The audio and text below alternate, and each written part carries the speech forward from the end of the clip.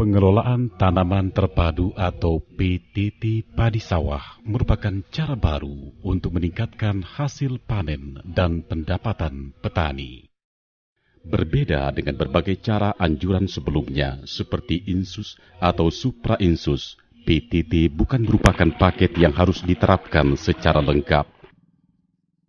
Tingkat hasil panen padi dipengaruhi oleh 3 faktor, yaitu varietas, lingkungan, dan pengelolaan. Oleh karena itu, PTT mendorong petani untuk mempertimbangkan masalah dan peluang yang berkaitan dengan ketiga faktor tersebut. Tentu saja, penyuluh berperan penting membantu para petani membuat dan menindaklanjuti keputusannya. Dengan demikian, dibantu penyuluh, kelompok tanilah yang memutuskan teknologi apa saja yang perlu diterapkan.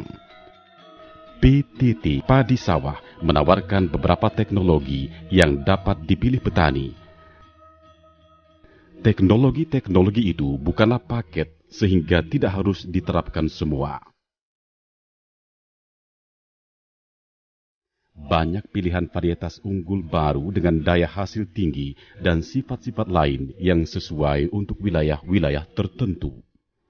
Misalnya, varietas Ciherang dan Mekongga mempunyai bentuk dan rasa seperti IR64, tetapi di sejumlah lokasi memberi hasil panen lebih tinggi.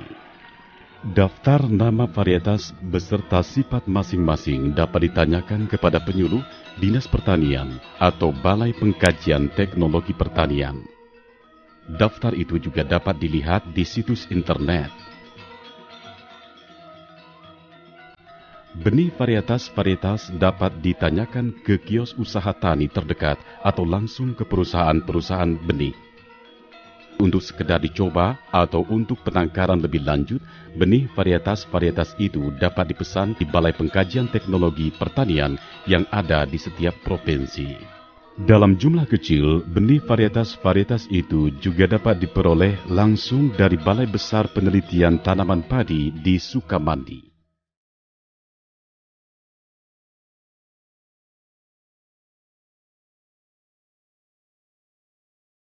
Tanpa penggunaan benih bermutu, teknologi lain tidak akan mampu memberikan hasil panen yang diharapkan. Benih bermutu memberikan pertumbuhan pertanaman yang sehat dan seragam sesuai sifat-sifat varietasnya.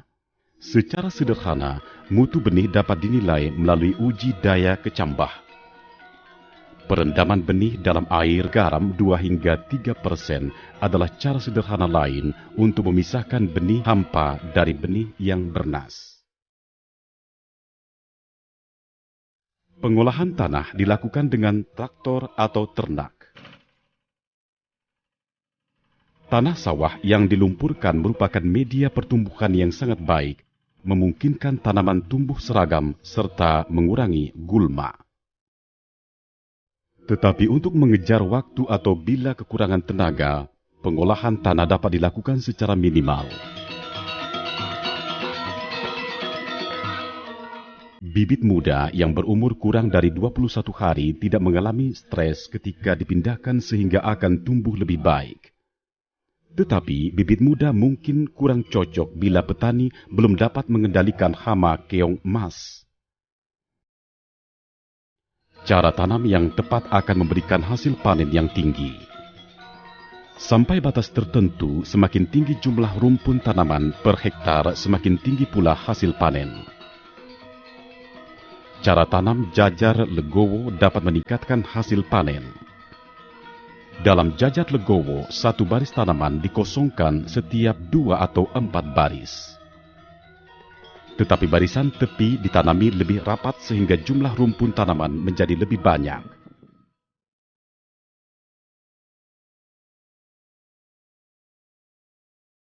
Tanam 1 hingga 3 bibit per rumpun dapat menghemat pemakaian benih tanpa menurunkan hasil panen. Bila keong emas belum sepenuhnya dapat dikendalikan, penanaman sebaiknya tidak 1, melainkan 2 atau 3 bibit per rumpun. Pemupukan tepat jenis, waktu, dan takaran merupakan teknologi berikutnya yang juga sangat dianjurkan. Pemakaian pupuk secara berlebihan selain tidak meningkatkan hasil panen akan menambah biaya usaha tani dan mengganggu lingkungan. Sebagai acuan umum, Peraturan Menteri Pertanian Nomor 40 Tahun 2007 memuat rekomendasi pemupukan padi sawah sampai tingkat kecamatan. Penerapan anjuran pemupukan sesuai dengan lokasi petani dapat menggunakan bagan warna daun untuk pupuk N. Sedangkan perangkat uji tanah sawah untuk pupuk N, P, dan K. Selain itu, penyuluh dan petani dapat mencoba petak omisi serta perangkat lunak pemupukan padi sawah yang sudah tersedia dalam bentuk CD dan cetak.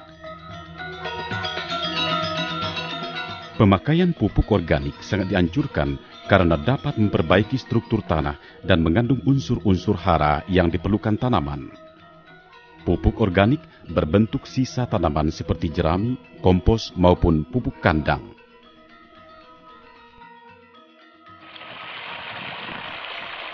Pengairan basah kering dapat menghemat pemakaian air irigasi tanpa menurunkan hasil panen. Dengan demikian, air yang tersedia dapat mengairi bidang sawah yang lebih luas. Air yang tersedia bagi tanaman tidak selalu dapat terlihat di atas permukaan sawah. Maka, sawah tidak harus selalu tergenang.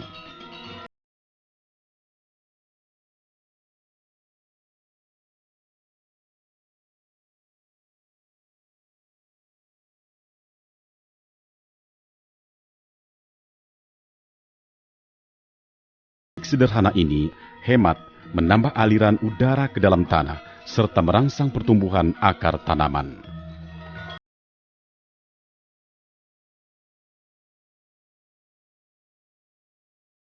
Penyiangan dengan landak atau gasrok menghemat tenaga kerja dan ramah lingkungan.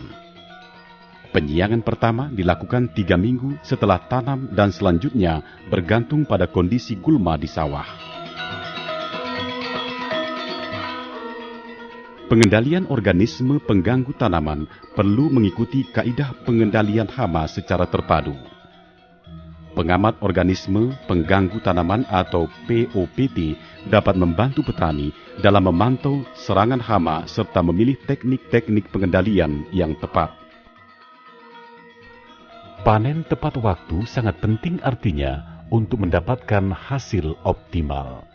Panen sebaiknya dilakukan ketika sebagian besar bulir telah bernas dan berwarna kuning.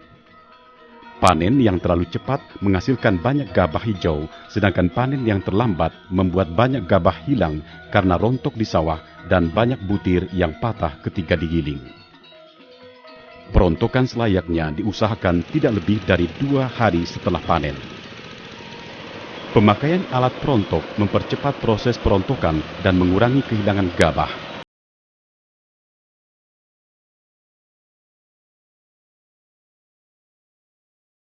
Dapat meningkatkan hasil panen dan pendapatan petani melalui penerapan teknologi yang dipilih petani sesuai dengan lingkungan dan sumber daya yang tersedia.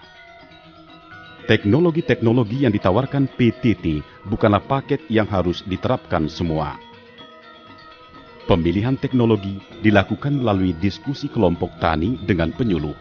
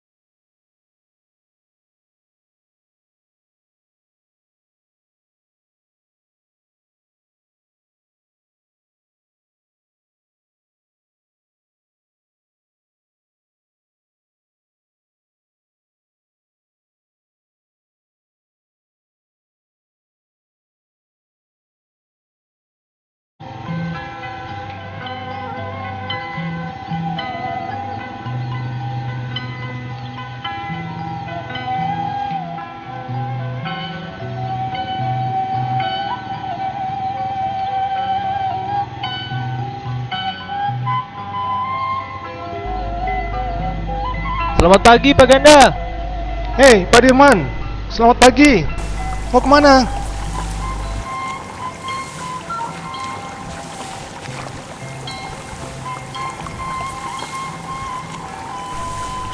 Ya, ingin bertemu bapak-bapak tani seperti Pak Ganda. Sudah lama tidak bertemu. Beberapa hari ini di mana? Kok baru kelihatan? Kami para penyuluh baru saja pulang menghadiri pertemuan dengan para ahli padi di Bogor. Ini Pak Ganda akan memupuk lagi? Ya, tanaman saya terlihat agak pucat. Sepertinya kurang pupuk. Pak Ganda tahu apa yang membuat tanaman padi sehat? Ya, kalau tanaman terlihat hijau. Tidak selalu begitu. Di tanah dengan kesuburan yang berbeda, tanaman memerlukan jenis dan jumlah pupuk yang berbeda. Jadi, keperluan pupuk di sini berbeda dengan kebutuhan pupuk Pak Kasmin di atas sana. Ya, mungkin karena jenis tanah di sana berbeda. Begitu juga pada umur yang berbeda. Tanaman memerlukan jenis dan jumlah pupuk yang berbeda. Tanaman padi adalah jasad hidup. Di samping air dan sinar matahari, untuk tumbuh sehat dan memberi hasil yang baik, tanaman membutuhkan hara yang cukup dari dalam tanah. Pada manusia, hara itu disebut gizi makanan. Hara paling penting yang dibutuhkan tanaman padi adalah nitrogen atau N, fosfor atau P, kalium atau K, dan belerang atau S. Hara itu dari mana? Hara itu ada dalam tanah, dari sisa-sisa tanaman sebelumnya dan air irigasi. Masalahnya, seringkali itu semua belum cukup. Jadi, kita harus memberikan tambahan hara melalui pupuk. Jadi betul kan saya memupuk? Betul, tetapi kalau jenis atau jumlah atau waktu pemberian pupuk tidak tepat, maka manfaatnya kurang. Tanaman mirip manusia. Bayi, anak-anak, orang dewasa membutuhkan jenis dan jumlah gizi yang berbeda. Demikian pula tanaman Pak Ganda. Dari tahap bibit, pembentukan anakan, dan pembentukan malai membutuhkan jenis dan jumlah hara yang berbeda. Oh, begitu ya. Waktu tanaman masih sangat muda, sampai berumur 2 minggu, tanaman tumbuh lambat sehingga belum memerlukan banyak N atau urea. Yang paling diperlukan pada tahap ini adalah P, K, dan S. N atau urea juga diperlukan, tetapi sedikit saja. Jadi saya tidak perlu memberikan banyak pupuk urea untuk tanaman yang baru tumbuh. Betul Pak Ganda, tetapi semua pupuk P dan K, misalnya SP atau pupuk majemuk, sebaiknya diberikan waktu tanaman masih muda supaya akarnya kuat. Nah, ketika mulai membentuk anakan, sekitar umur 25 hari, tanaman perlu tambahan N atau urea. Tetapi, di musim ketika hasil biasanya rendah, apakah itu terjadi di musim hujan atau musim kemarau, N yang diperlukan juga lebih sedikit. Oh, jadi N atau urea diperlukan terutama ketika tanaman tumbuh cepat dan hasil panen diperkirakan dapat tinggi. Ya, persis. N diperlukan terutama ketika tanaman tumbuh cepat dan hasil panen diperkirakan dapat tinggi. Jangan lupa, tanaman memerlukan N atau urea sekali lagi ketika mulai membentuk malai. Itu pada umur tanaman sekitar 40 hari, atau lebih tepatnya 60 hari sebelum panen. Ini awal dari pembentukan malai yang nantinya menghasilkan gabah yang akan kita panen. Kalau pada tahap pembentukan malai tanaman tidak mendapat cukup N, malainya akan kurang bagus. Artinya, hasil sawah akan kurang memuaskan. Pupuk urea diberikan ketika pembentukan malai 60 hari sebelum panen. Ya, Itu rupanya mengapa saya selalu mendapat hasil yang kurang. Saya selalu memberikan pupuk terlalu awal atau terlalu lambat. ya Pak Ganda, kurang bermanfaat kalau pupuk diberikan terlalu awal seperti sekarang, atau terlalu lambat, misalnya setelah malai keluar. Saya baru mengerti. Perhatikan juga Pak, kebutuhan akan pupuk tidak sama di semua tempat. Daerah yang subur memerlukan lebih sedikit pupuk. Daerah yang kurang subur memerlukan lebih banyak pupuk. Kalau pupuk organik bagaimana Pak Dirman? Apa boleh saya berikan? Pertanyaan bagus Pak Ganda. Sisa-sisa tanaman dan pupuk kandang mengandung unsur-unsur hara penting. Jerami padi mengandung banyak K, sehingga kalau jerami dikembalikan ke sawah, pupuk K yang diperlukan lebih sedikit. Tetapi bahan dan pupuk organik mengandung sedikit N. Jadi, pupuk N tetap diperlukan. Wah, untung saya bertemu Pak Dirman. Kalau begitu pupuk ini saya bawa pulang dulu. Minggu depan baru saya berikan. Saya juga untung kemarin diundang ke Bogor, sehingga sekarang dapat membimbing Pak Ganda dan para petani lain. Begitu ya Pak Ganda, saya pergi dulu.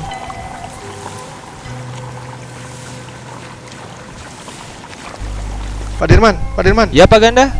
Bagi kami di sini mudah bertanya pada Pak Dirman. Kalau teman-teman saya para petani di daerah lain perlu informasi seperti ini, mereka bertanya kepada siapa? Mereka dapat menghubungi para penyuluh, BPP, dan Dinas Pertanian di tempat masing-masing atau menghubungi BPTP. BPTP? BPTP adalah Balai Pengkajian Teknologi Pertanian, suatu lembaga departemen pertanian yang ada di setiap provinsi. Nah, sampai nanti ya Pak Ganda. Selamat pagi. Terima kasih Pak. Selamat pagi.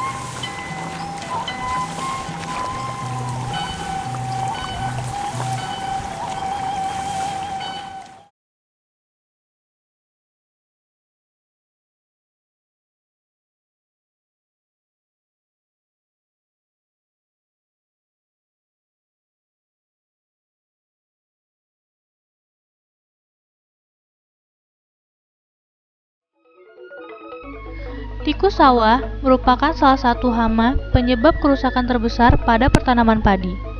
Bila dilakukan secara terpadu, beberapa teknik seperti emposan, keropyokan, pengumpangan, dan sistem perangkap sangat efektif mengendalikan hewan pengerat ini. Program ini membahas sistem perangkap tikus untuk melindungi padi sawah. Sistem ini juga disebut Trap Barrier System atau TBS. Sistem perangkap tikus pada dasarnya terdiri dari pertanaman perangkap untuk menarik tikus, pagar untuk mengarahkan tikus, dan bubu untuk menangkap tikus. Agar efektif dan tidak mudah dirusak tikus, bagian bawah pagar dibuat selalu rapat dan terendam air. Karena itu, yang pertama dibuat adalah galengan ganda yang membentuk parit selebar setengah meter di sekeliling pertanaman perangkap. Pagar plastik atau terpal dibuat di sepanjang parit. Kemudian, beberapa bubu perangkap dipasang di bagian dalam pagar.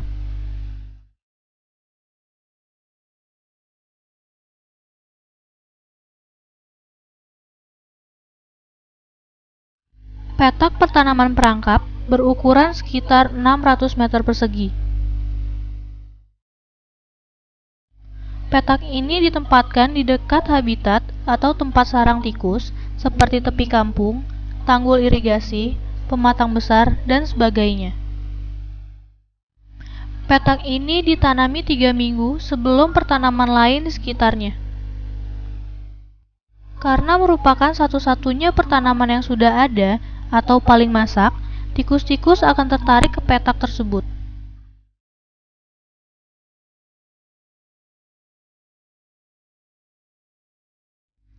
Untuk mendirikan pagar, ajir-ajir bambu dipancangkan setiap 1 meter di sepanjang parit dekat galengan dalam.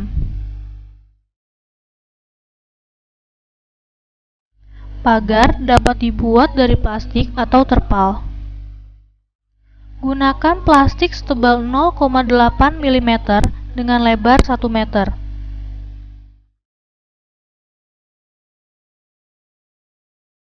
Karena lunak, plastik memerlukan penguat. Untuk itu, tali plastik atau rafia dibentangkan dengan kuat antara bagian bawah, bagian tengah, dan bagian atas ajir. Plastik dipasang di bagian luar ajir. Bila dipasang di bagian dalam ajir, tikus dari luar dapat memajat ajir itu. Plastik dikaitkan pada tali dengan lidi. Bila pagar terbuat dari terpal, tali tidak diperlukan. Terpal dipotong selebar 65 cm, lalu kedua tepinya dilipat dan dijahit agar kuat. Pada jarak setiap 1 meter, tempelan berbentuk selongsong dijahitkan untuk menyisipkan ajir bambu.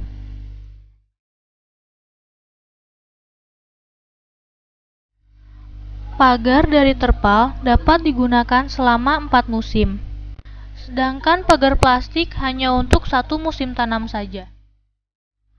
Pagar perlu dipastikan cukup rapat, tidak ada celah yang memberi peluang pada tikus untuk menyelinap masuk. Pastikan pula bagian bawah pagar selalu rapat dan terendam air.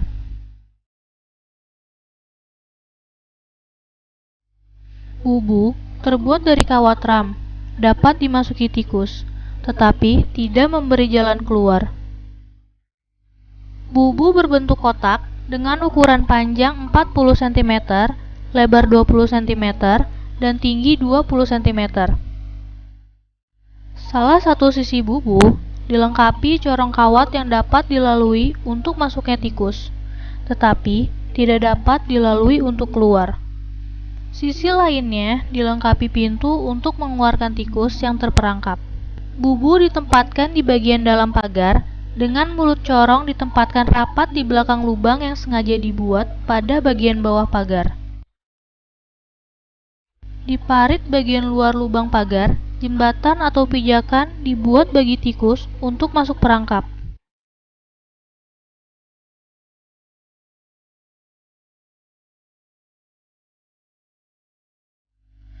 Jumlah bubu paling sedikit 4, masing-masing ditempatkan di satu sisi petak.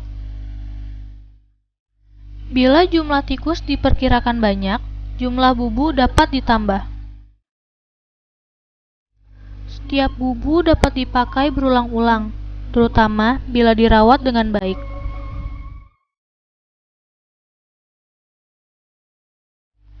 Bubu harus diperiksa setiap pagi.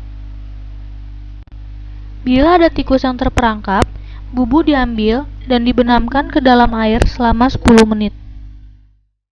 Kemudian, tikus yang telah mati dikeluarkan dari bubu. Tikus-tikus juga dapat dibunuh dengan asap knalpot. Bubu dibersihkan sebelum digunakan kembali.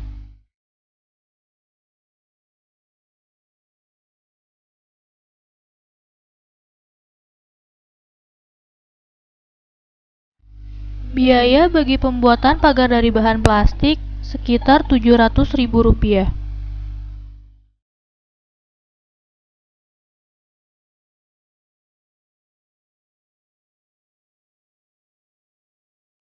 Pagar dari bahan terpal memerlukan sekitar Rp1,1 juta.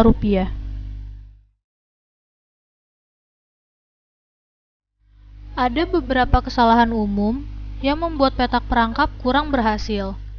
Sistem perangkap yang dibuat terlalu jauh dari habitat atau tempat bersarangnya tikus kurang efektif. Pertanaman perangkap yang terlalu kecil juga kurang menarik bagi tikus. Pertanaman perangkap yang umurnya sama dengan pertanaman lain di sekitarnya tidak lebih menarik bagi tikus. Parit yang kering memudahkan tikus untuk melubangi pagar. Bagian luar pagar harus bersih dari tumbuhan atau benda lain. Bila tidak, maka tumbuhan atau benda itu dapat dipanjat tikus. Pagar perlu secara rutin diperiksa, dibersihkan, dan diperbaiki jika ada yang rusak, seperti sobek, kurang rapat, tali rafia putus, dan sebagainya.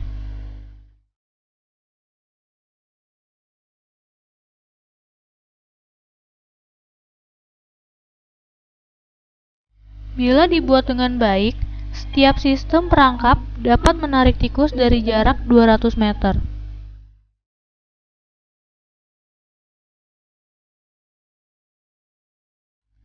Dalam hamparan yang luas, beberapa sistem perangkap sebaiknya dibuat dengan jarak sekitar 300 meter.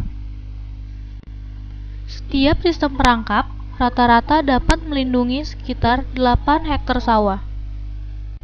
Dengan begitu, maka sebagian besar tikus di seluruh hamparan itu dapat terperangkap. Supaya dapat menarik tikus sepanjang musim, pertanaman perangkap harus dirawat. Pertanaman perangkap juga dipanen seperti pertanaman lain di sekitarnya. Pengendalian tikus, termasuk dengan sistem perangkap, memerlukan kerjasama kompak para petani. Sebagai ikhtisar, sistem perangkap tikus adalah salah satu komponen dari pengendalian tikus terpadu. Sistem perangkap tikus terdiri dari pertanaman perangkap untuk menarik tikus, pagar plastik atau terpal untuk mengarahkan tikus, dan bubu untuk menangkap tikus. Setiap sistem perangkap dapat melindungi sekitar 8 hektar sawah. Sistem perangkap dapat dibuat setiap 300 meter.